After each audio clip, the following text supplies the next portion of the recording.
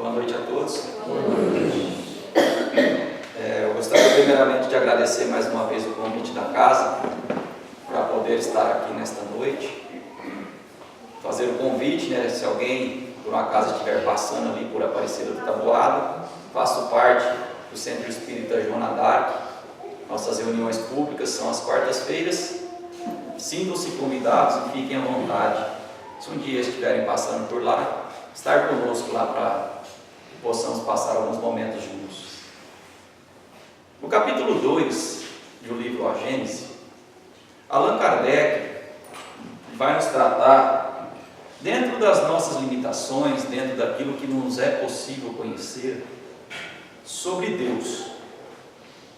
Ele tenta, diante já dos ensinamentos que já nos é cabido, que já nos é permitido saber, Kardec trata ali da questão, tentando desmistificar um pouco desta imagem que nós temos de Deus. Mas o que nos prende nessa fala de hoje é algo muito importante que Kardec deixa cravado ali, naquele seu texto sobre Deus. Ele vai dizer que somente os espíritos puros podem ver Deus. Somente os espíritos que já estão no grau mais elevado da sua jornada evolutiva, ou seja, os Cristos, é que conseguem ver Deus. Nós ainda, diante das nossas limitações, frutos de nós mesmos, fruto das nossas imperfeições, ainda não conseguimos, ainda não temos este privilégio ou esta bênção de conhecer a verdadeira faceta de Deus, porque nós ainda nos limitamos, motivado nas nossas imperfeições, motivado ainda pelas nossas impurezas que logramos cultivar dentro do nosso espírito, ou seja, em nós. Porque a bem da verdade, nós somos nada mais do que espíritos. Este corpo que hoje habitamos, este corpo de carne e osso, do qual hoje nos é possível que estejamos encarnados aqui na Terra, que nos faz seres humanos, para nós nada mais é do que um limitador da nossa consciência, um limitador das nossas percepções físicas e sensoriais. Mas a bem da verdade, nós somos espíritos, e espíritos criados para a eternidade. Somos seres espirituais criados à imagem e à semelhança de Deus. Pois então, Deus não é um ser bípede como nós. Deus não é um ser limitado como nós estamos hoje, porque nós também não somos isso. Nós somos espíritos criados para a eternidade, que hoje estamos nessa jornada terrena com o propósito de progredir moralmente, progredir intelectualmente, para que, conforme nos diz os Espíritos, possamos também tornar-nos partes da criação. Então nós precisamos, o quanto antes, nos despertar para o verdadeiro objetivo de estarmos aqui encarnados neste órgão, que é o progresso. Qual o objetivo da encarnação? O progresso do espírito. O progresso para que possamos ir nos desvencilhando das nossas imperfeições, daquilo que ainda nos amarra, que nos prende a este mundo físico, a este mundo de provas e expiações. Já nos é permitido saber que existem no universo mundos muitos mais adiantados do qual este que vivemos hoje. Como há também mundos ainda mais imperfeitos do que este que vivemos hoje. Basta dar uma lida no Evangelho segundo o Espiritismo e saberemos disso. Kardec diz no Evangelho segundo o Espiritismo que o homem não veio ao mundo para ser superior ou melhor do que ninguém, mas para superar a si mesmo, para que nós possamos nos superar e não ser melhor do que ninguém. Eis o grande objetivo, eis a nossa verdadeira missão, o autoaperfeiçoamento. E digo isso porque o que eu queria comentar hoje nesta noite está lá no livro O Homem Integral, ditado por Joana de Ângeles, psicografado por Divaldo Pereira Franco. No livro O Homem Integral, um livro que faz parte da série psicológica Joana de Ângeles, que é o segundo livro da série, ele tem um capítulo que chama Fatores de Perturbação. Neste capítulo, Joana de Ângeles vai tratar de questões que hoje, para nós, são os grandes entraves que nos prende ou que nos retarda nessa caminhada, nesta jornada do nosso progresso individual. E muito desses fatores, ou melhor, estes 5 fatores que ela elenca neste capítulo, estão todos eles ligados a questões de foro íntimo, a questões de hábitos que nós cultivamos em nós. O Cristo mesmo vivia dizendo isso, que as 2 leis que devemos seguir, as 2 principais, têm como verbo principal o amor. Os 2 maiores mandamentos que o Cristo nos deixou, eles giram em torno do verbo amar, que nada mais é do que um sentimento, que nada mais é do que algo que nós devemos construir internamente. Amar a Deus sobre todas as coisas. Primeiro mandamento. Amar ao próximo como a ti mesmo. Segundo mandamento, que o Cristo nos deixou. Veja que ele vem à terra e desvencilha das leis de Moisés. Salvo engano, 613 ou 617 leis que Moisés deixou para a humanidade. Cristo disse: eu não vim destruir a lei, mas aperfeiçoá-la e cumpri-la.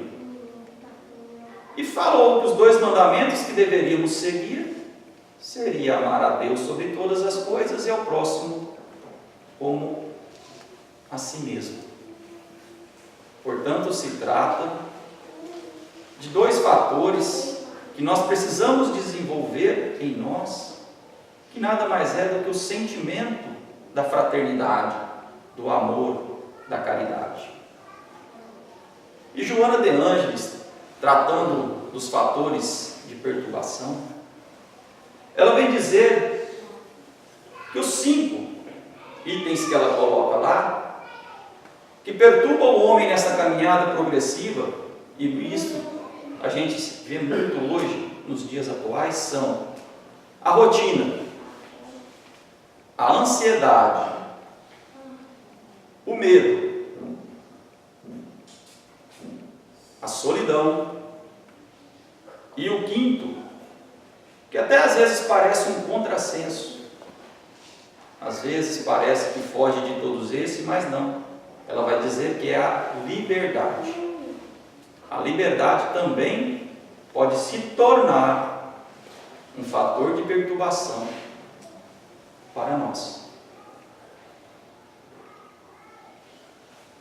Pegamos o primeiro, a rotina. Joana de Ângeles vai nos dizer que a rotina funciona para nós tal qual uma ferrugem que segura toda a engrenagem do desenvolvimento da máquina humana. Ela compara a rotina à ferrugem. A ferrugem tem como um dos seus principais desenvolvimentos é a corrosão, né? É emperrar o funcionamento da máquina.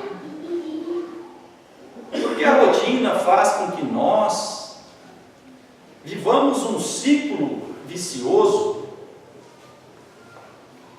do qual nós dificilmente conseguimos sair daqueles mesmos feitos. Nós ficamos fadados com a rotina a sempre estar exercendo, a sempre estar executando as mesmas coisas.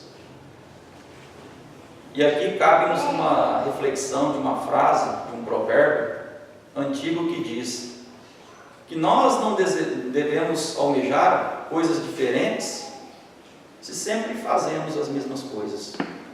Vamos querer resultados diversos se sempre repetimos os mesmos feitos. Lembramos que estamos aqui, como disse há pouco, com o objetivo de progredir, com o objetivo de crescer, com o objetivo de angariarmos voos mais altos na escala espírita deixada por Kardec, exemplificada por Kardec. Mas a rotina não nos permite isso. Como vamos progredir, como vamos crescer, se a gente mantém sempre os mesmos hábitos, se a gente sempre pratica as mesmas coisas, se a gente, entre aspas, para no tempo, porque a rotina é nada mais do que isso, é fazer com que a gente fica replicando aqueles mesmos costumes, e isso impede o nosso progresso, impede o nosso crescimento, atravanca o nosso desenrolar. Por quê? Porque se estamos habituados sempre a fazer as mesmas coisas, nós vamos ter como resultado, como resposta, sempre as mesmas coisas. E com isso nós não vamos crescer. O progresso exige mudança. Para progredir, para crescer, exige movimento. E é preciso que nós desempenhamos no nosso dia a dia coisas novas, experiências novas, para que nós possamos sair da mesmice, do ostracismo. Quando Jesus convidou os apóstolos a o seguirem, era um convite à mudança, era um convite àqueles homens a sair das suas rotinas para saírem ao mundo e, como diz ele, se tornarem pescadores de homens, como ele disse a Pedro. Porque ficasse Pedro apenas pescando, ele não se tornaria pescador de homens como se tornou. Aquele homem aceitou aquele convite à mudança, saiu da sua rotina, não teve medo e seguiu Jesus, seguiu o novo, buscou o conhecimento, colocou-os em prática e hoje entrou para a história como um dos grandes apóstolos do Cristo.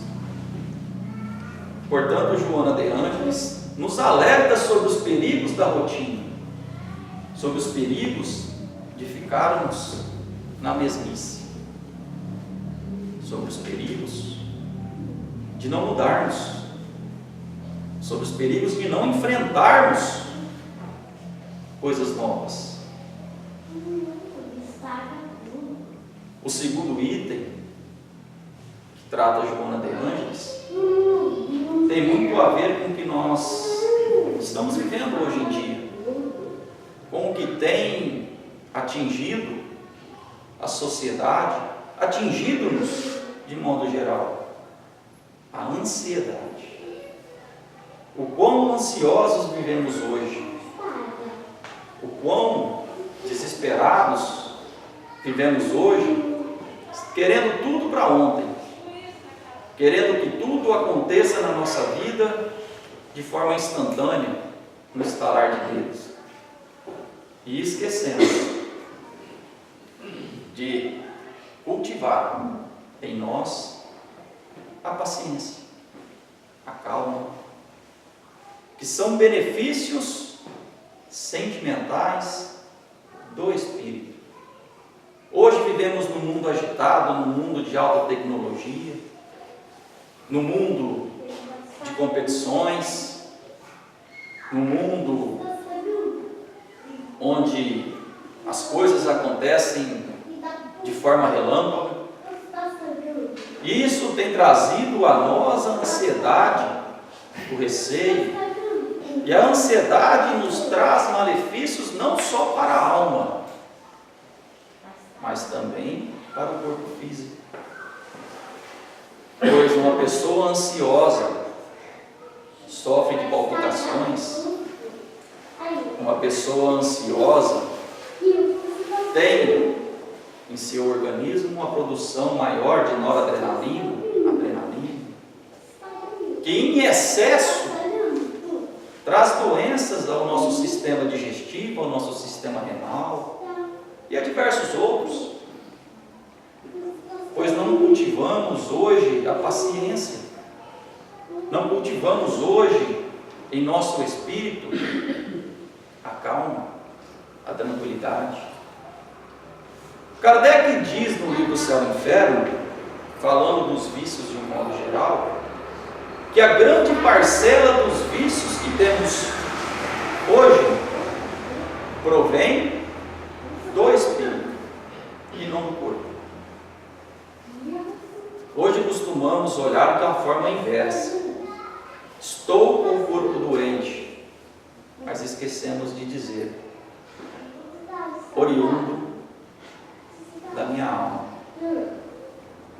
Tanto que a medicina hoje já tem mudado o seu olhar nos tratamentos e nos diagnósticos das doenças. Hoje vemos médicos tratando muito mais o emocional, o psicológico, ou seja, o espírito.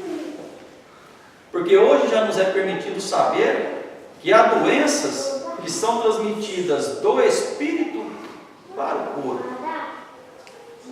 O adoecimento está no espírito, ou seja, em nós, porque nós somos espíritos, nós não somos este corpo físico que por ora nos foi emprestado e que nós habitamos. Este corpo físico permanecerá na terra quando o nosso espírito voltar para casa. Portanto, a gente precisa também hoje observar a questão da nossa ansiedade, que é um fator que limita o nosso progresso, que limita o nosso crescimento. Porque a ansiedade nos traz a palpitação, como eu já disse, nos traz o orgulho, nos traz os ciúmes, nos traz a raiva, nos traz o desequilíbrio do espírito. E fugimos então de um exercício deixado pelo Cristo, que é o vigiar. Quando Cristo pediu que vigiássemos, Ele estava nos alertando sobre essas doenças ou sobre essas questões emocionais, para que não permitíssemos que isso atingisse o nosso espírito. Quando ele não pedia que nós nos vigiássemos, ele estava dizendo que devemos vigiar as nossas ações, as nossas palavras e também os nossos pensamentos. Quer um exemplo? Quando Cristo ensinou o adultério pelo pensamento, quando ele disse: quando olhais para aquela mulher com pensamentos pecaminosos, pois vos digo que já adulterou. Cristo estava nos ensinando que o pensamento cria, o pensamento tem força, o pensamento age. E pedia que então que nós vigiássemos também os nossos pensamentos, porque daí advém o que nós somos. Não foi o Cristo que disse que mais vale é o que sai do homem e não o que entra? E o que sai do homem?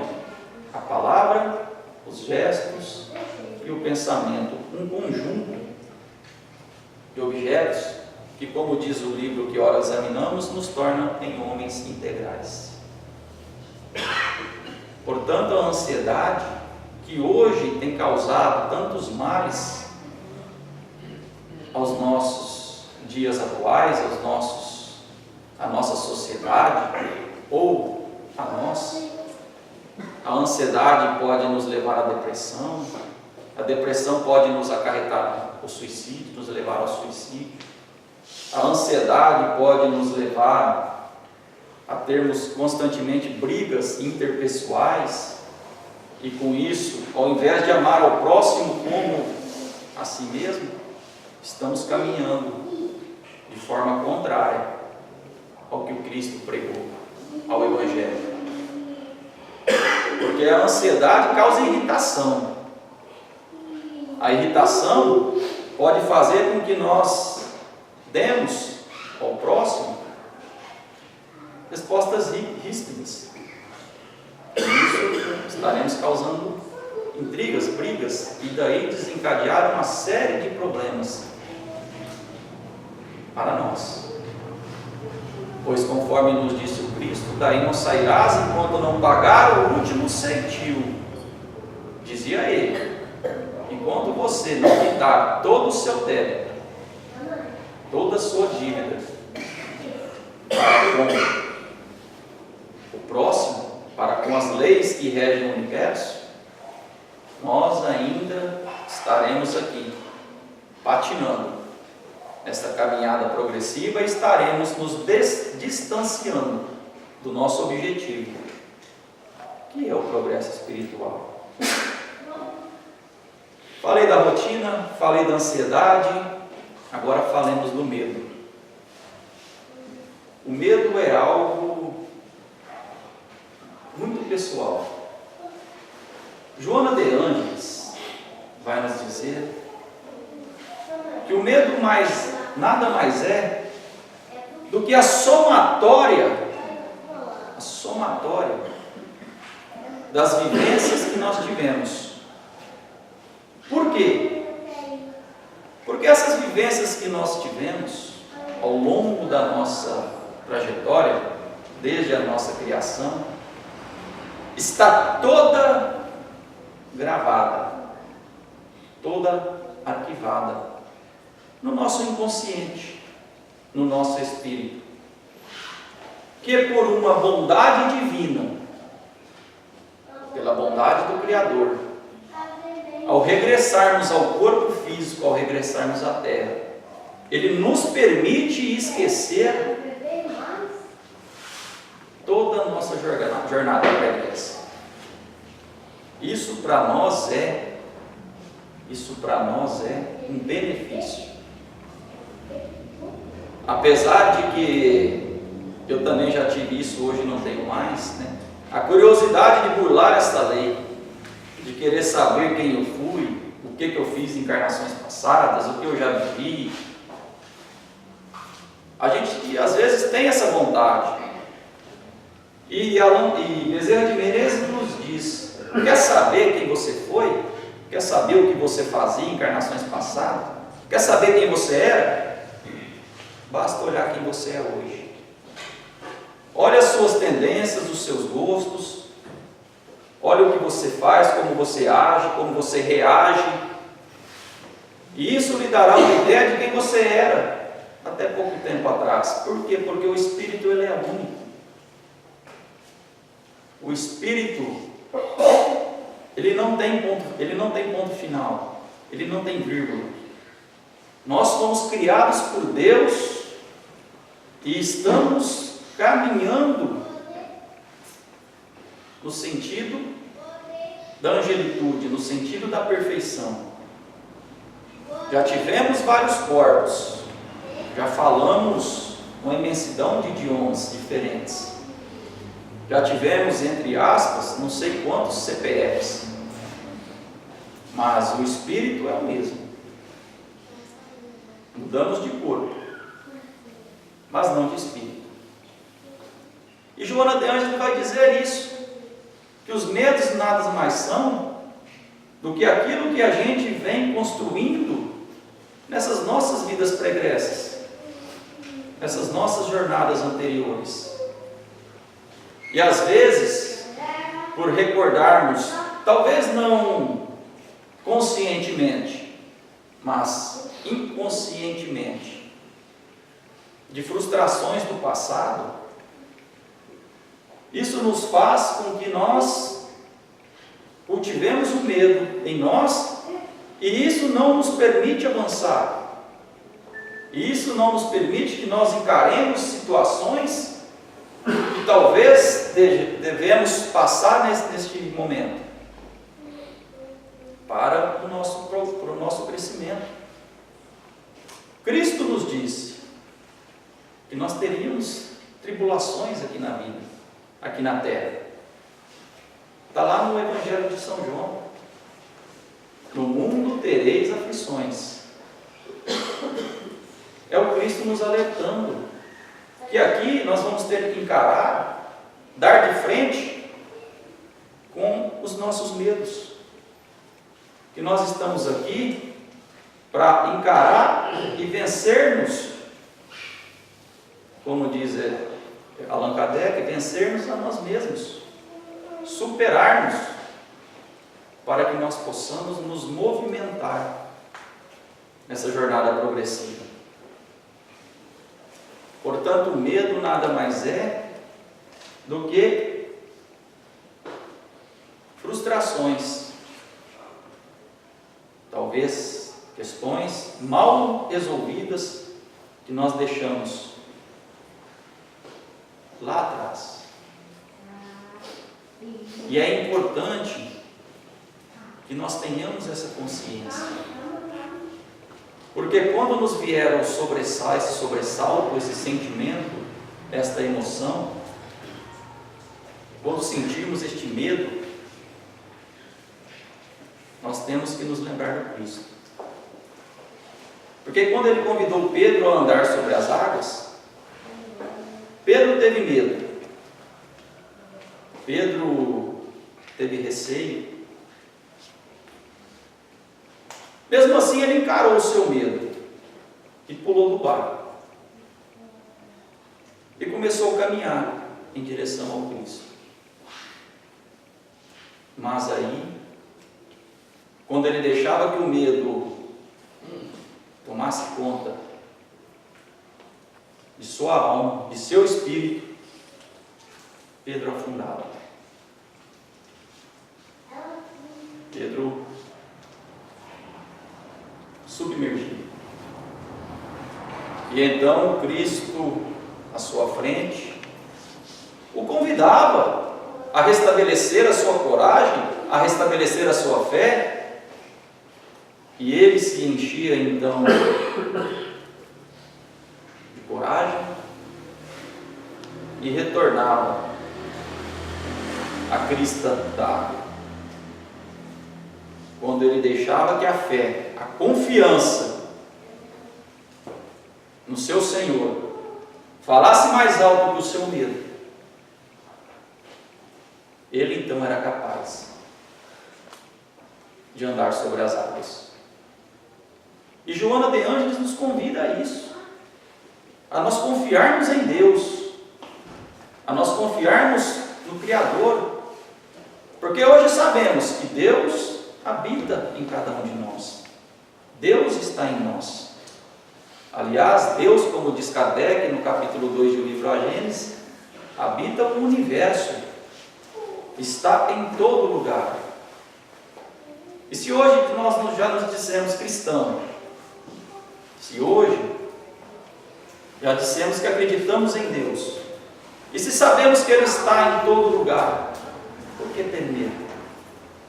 Por que não deixar brotar em nós aquela fé do tamanho de um grão de mostarda? Aquela fé capaz de transportar montanhas. É nós acreditarmos. Não deixarmos que o medo não nos permita avançar. É fazer como Paulo de Tarso fez. Ele não teve medo de mudar de opinião quando convidado a seguir o Cristo. Um homem da alta posição na sociedade, um homem que lutava e batalhava pela imposição das leis judaicas, convidado pelo Cristo, ele não teve medo e mudou de opinião, e foi um dos grandes apóstolos na implantação do cristianismo hoje. E Joana de Ângeles prossegue dizendo da solidão. A solidão, ela nos traz duas vertentes. Primeiro, ela diz que a solidão tem o seu lado bom. Realmente. Porque a solidão, aquele momento em que estamos sozinhos, tranquilos, ela nos permite a reflexão, ela nos permite o estudo, ela nos permite o que Santo Agostinho nos convida na questão 919A do Livro dos Espíritos: conhecermos a nós mesmos. Porque é nestes momentos solitários que nós podemos fazer esta viagem interior para conhecer as nossas imperfeições, para conhecer aquilo que nós precisamos mudar em nós, para o nosso desenvolvimento espiritual, para o nosso crescimento. Então a solidão tem a sua faceta boa, tem o seu lado bom, quando bem aproveitado. Mas Joana de Ângeles vai falar da solidão ociosa, da solidão que traz angústia, da solidão que não nos permite crescer, da preguiça. Os Espíritos dizem isso quando eles vão tratar no Livro dos Espíritos um capítulo chamado Lei de Contemplação. Ele vai dizer, em outras palavras, que de nada vale uma vida contemplativa, uma vida solitária, uma vida em que a gente se isola apenas para orar e para mais nada, para contemplar o belo, para contemplar a natureza. É uma vida que não nos permite crescer, uma vida que não nos permite desenvolver, trabalhar. Esta solidão ociosa, essa solidão preguiçosa, que é um fator de perturbação para nós. Essa solidão que nos torna pessoas mornas, aquelas pessoas que nem crescem e que também nem regridem, estabiliza. E uma pessoa morna é uma pessoa que não está cumprindo o seu objetivo reencarnatório, que é o progresso. Como dizia em Apocalipse, né? Os mortos serão vomitados. Ali nada mais é do que uma simbologia daqueles que, se são mornos, se são pessoas estabilizadas, estacionárias, vomitar ali, ele quer dizer, você vai ter que voltar, você não vai ficar aqui comigo, eu vou te devolver, porque quando você vomita, você regurgita, você põe para fora tudo aquilo que está dentro de você. O simbolismo disso é isso. Ou seja, você não ficará, entre aspas, aqui no céu. você será vomitado para fora. Você vai ter que voltar, vai ter que crescer, vai ter que trabalhar. Porque Tiago nos diz isso. Na fé sem obras é uma fé morta.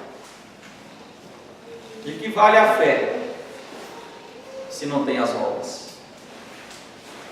Como fazer obras vivendo solitário, isolado? Pelo contrário, o convite que nós temos do Cristo é para que nós sejamos o exemplo. Como diz Paulo, que sejamos as cartas vivas do Evangelho. Ou melhor, nas palavras de São Francisco de Assis, vá, ande pelo mundo e espalhe o Evangelho, e se preciso for, utilize palavras.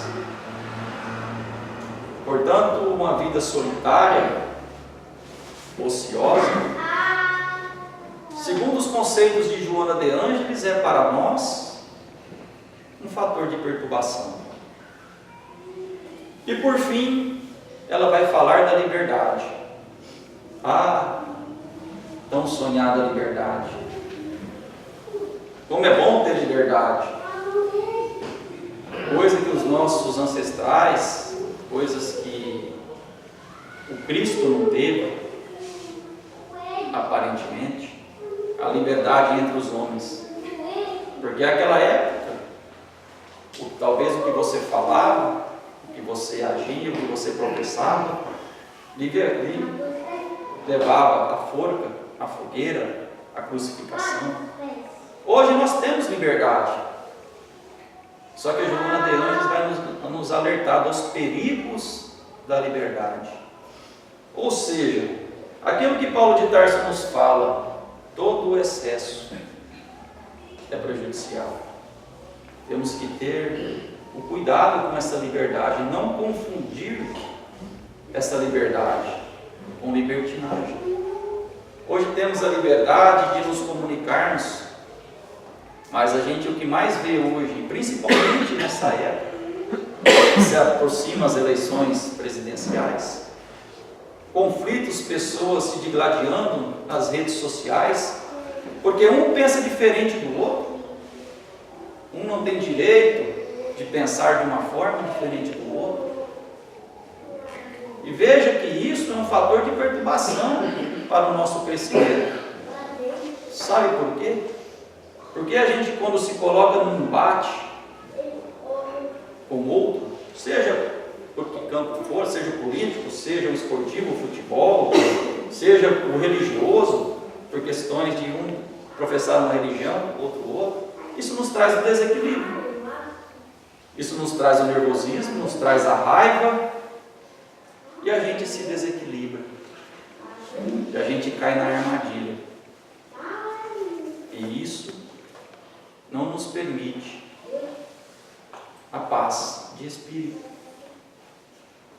A liberdade, como nos diz Joana de Ângeles, a sexual, devemos respeitar, pois sabemos, na questão 200 do Livro dos Espíritos, que o espírito não tem sexo. Só que ali ela vai dizer sobre os excessos do sexo. Emmanuel trata isso perfeitamente no livro Sexo e Vida. O sexo é tido hoje como uma dádiva de Deus que tem o objetivo da criação, da procriação, da continuação da raça humana, para que nós possamos crescer. Mas e a banalização? E o excesso dessa prática? O desrespeito com as morais e os bons costumes? É um fator de perturbação. A liberdade, ela vai dizer das questões ecológicas, o quanto nós temos visto hoje desmatamentos em busca do lucro excessivo pelo homem, agride-se a natureza, poluem-se os rios, e o que nós vemos hoje é a resposta da natureza dadas a nós. Quantos desastres ecológicos o homem não tem causado, e isso causa um desequilíbrio ao nosso órgão. que causam desequilíbrio ao homem, que causam desequilíbrio em nosso espírito, que nos é um fator de perturbação. Portanto, é só uma breve síntese deste capítulo do livro O Homem Integral que eu queria tratar esta noite com vocês, porque vale a pena conferir e ler esta obra sensacional de Joana de Ângeles. É para nós um compêndio de informações, onde ali ela vai dar muitas outras receitas, vai dar muitas outras teses e teorias que nos permitirá uma bela reflexão. Mas diante disso tudo, o que nós temos feito para nos desvencilharmos desses fatores de perturbação? Qual tem sido a nossa postura? Qual tem sido a nossa ação? Diante de tudo isso, que hoje nós já conhecemos, assim como vocês, eu também, todas as quartas-feiras, vou ao Centro Espírita Joana d'Arc, lá em Aparecida do Taboado, ouço companheiros, irmãos, trazerem palestras sensacionais, palestras que valem a pena serem assistidas, para nos trazer a reflexão. Mas aí eu me deparo com uma palavra, uma frase de Tiago. Ele, parafraseando Jesus, que Jesus disse isso, está lá em São Mateus, mas Tiago nos fala que nós não podemos ser apenas ouvintes da palavra. Nós temos que ser também, além de ouvintes, obreiros dessa palavra, colocá-las em prática. Porque ele diz, aquele que é ouvinte se assemelha àquele que se olha no espelho, se contempla e se vai. E a gente? Temos sido apenas ouvintes?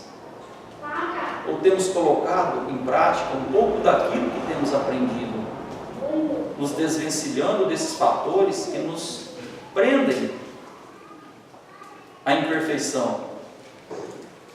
Pois Kardec nos disse, os Espíritos nos disse, e Kardec replica isso no livro Sem Inferno, mas no livro dos Espíritos está isso. Nós estamos mais próximos da felicidade cada vez que nós vencemos uma imperfeição. Cada vez que nós conseguimos deixar para trás uma imperfeição, a gente se aproxima um passo da felicidade. Kardec, fazendo um comparativo, ele fala, pegue você, imagine uma balança, de um lado você coloca as suas perfeições, do outro lado as suas imperfeições. O lado que pender mais, você vai saber se você está mais próximo ou não da felicidade. Mas a cada imperfeição que você tira de um lado da balança, o lado da perfeição tende a se aproximar da felicidade.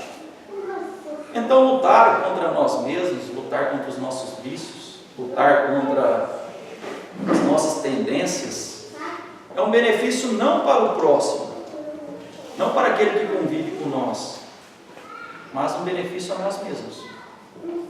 É um convite a nos tornarmos mais felizes.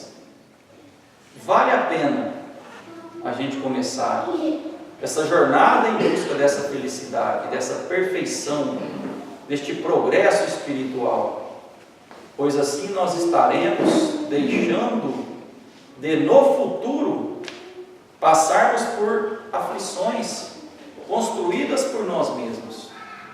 E para que nós possamos fazer isso, não há tempo, qualquer hora é hora, pois o convite do Cristo é para que nós possamos nos desvencilhar dessas imperfeições a qualquer momento. Querem um exemplo? Crucificação do Cristo. Cristo está crucificado entre dois bandidos. De um lado está Dimas. No momento de sua crucificação, o irmão que está ao seu lado direito começa a zombar do Cristo, começa, você não é o Filho de Deus? Então tire-nos daqui, você não é o Todo-Poderoso, você começa a zombar de Deus. Dimas, que está à esquerda do Cristo, manda aquele homem se calar. Confia no Cristo. Diz: sois realmente o profeta, o Messias que veio lá nos salvar. Veja que Dimas já estava crucificado. Veja que Dimas já estava às portas da sua desencarnação. Aquele homem não tinha mais tempo, entre aspas, de vida, muito mais tempo de vida física, vida terrena. Não sei, talvez 20 minutos, 1 hora, 2 horas, até que ele pudesse se desencarnar por completo. Talvez 15 minutos, não sei. Mas aquele homem, naquele instante, ao lado do Cristo, se arrepende dos seus erros, se arrepende sinceramente do que fez, pede perdão ao Cristo, e Cristo olha para aquele homem e diz: em verdade eu vos digo que ainda hoje estarás comigo no reino dos céus. Veja que aquele homem estava no momento da sua passagem, e teve tempo,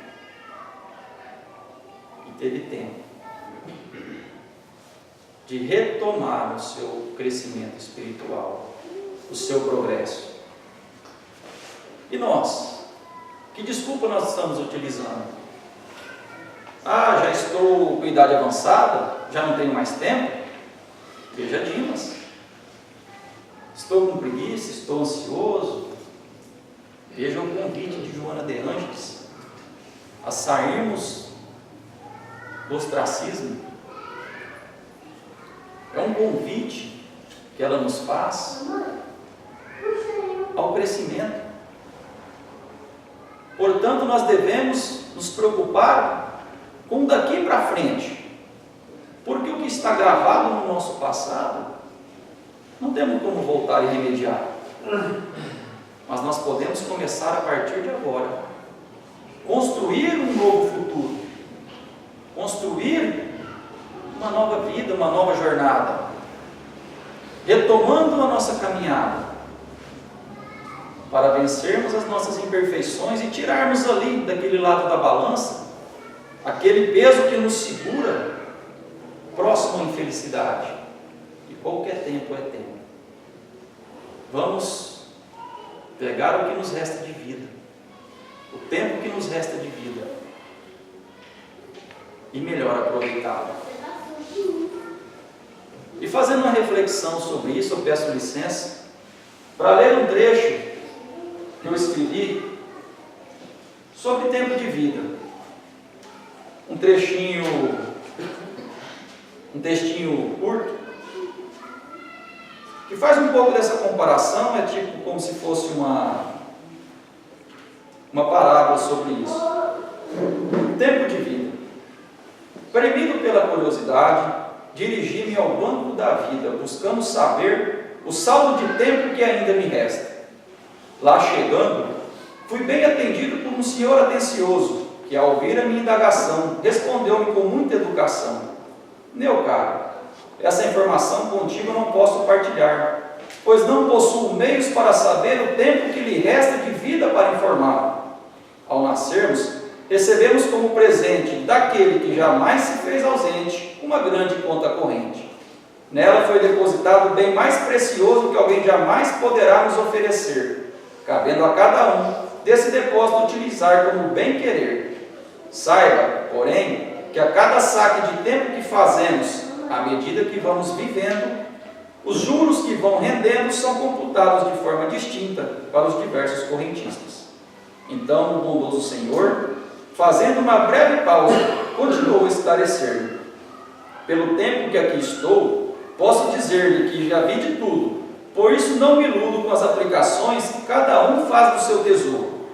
Todos que ganharam a vida têm a possibilidade de aplicar o seu tempo nos mais diversos eventos, como lhe aprouver. Ouça bem o que vou lhe falar, para melhor você saber administrar o saldo de tempo que ainda lhe resta desfrutar, entendendo a explicação ditada com pura beleza e perfeição, para aquele bondoso Senhor continuei a dirigir a minha atenção. Para cada dia vivido, continuou ele, gastamos uma parcela do saldo que nos foi confiado. Contudo, temos que ter em mente que nossas contas correntes aplicam-se juros diferentes. Para cada gesto que produzimos, independente de nossa vontade, caberá uma certa contabilidade. Para o amor, multiplicamos o valor, sendo igual para a caridade, fraternidade, perdão, gratidão. Gestos nobres, que demandam o bom uso do seu tempo, render-lhe-ão mais dividendos, aumentando o saldo aplicado. Você também pode usufruir, caso queira anuir, de seu tempo com a ociosidade, por que não com egoísmo, maldades, atrocidades? Tudo depende de você, que é o dono dessa conta corrente, mas saiba que isso lhe fará o seu saldo arrefecer. Saiba também, a cada gesto destituído do bem, lhe serão cobrados alguns vitens pelo mau uso que de você advém. Estou entendendo, respondi, correndo e mais explicação querendo. Meu bom Senhor, não entendo como é possível com o tempo baganhar, se com ele nem consigo conversar. Com um carinhoso sorriso, não fiquei sem abrigo para minha indagação. Costuma-se mensurar o tempo pelo advento do calendário, esquecendo, contudo, de mensurar a qualidade do momento. Não duvide, a vida se expande quando melhor aplicamos o saldo existente. Usufruir do tempo que tem, aplicando-o no bem, faz o recurso final ter um resultado sensacional, mesmo que o produto em valor real seja diminuto se comparado com aquele que, aparentemente, mais tempo tem, mas não sabe administrá-lo bem. Um curto tempo na felicidade utilizado será mais proveitoso, tornando-o mais majestoso em relação a um saldo invejoso, que denota ser pomposo, trazendo sabor amargoso quando aproveitado com desdém. Não se preocupe com o tempo que lhe resta, apenas faça dele uma grande festa, aproveitando com algo que bom lhe presta. Essa explanação sanou a minha interrogação e amainou a curiosidade. Decidi deixar de lado a perplexidade, aplicando o tempo que me resta em busca de minha felicidade. Sobre esta questão, aprendi uma bela lição. Para buscar ser feliz não tem idade, pois só podemos dispor do tempo que ainda temos disponibilidade. O tempo que passou está fora de nossas possibilidades, visto que dele já usufruímos, fazendo com que nosso saldo fosse aos poucos se esvaindo. Portanto, não devemos chorar pelo passado, e sim melhor aproveitar o que nos resta de saldo. Esse texto aqui é um pouco em cima disso que eu acabei de falar. Esse texto que eu escrevi foi quando eu estava fazendo esses estudos, e me veio essa questão. O tempo que nós temos de vida não é o que passou, é o que nós temos daqui para frente.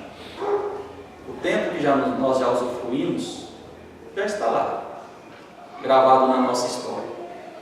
Por que não então começarmos a aplicar o que nos resta, a partir deste momento, em coisas que nos prestam, a nos tornarmos mais felizes e mais próximos da perfeição? Obrigado a todos. Eu gostaria de agradecer mais uma vez pelo convite, refazer também o convite a todos vocês. Centro Espírita Joana d'Arc está de portas abertas. Fiquem todos em paz. Muito obrigado.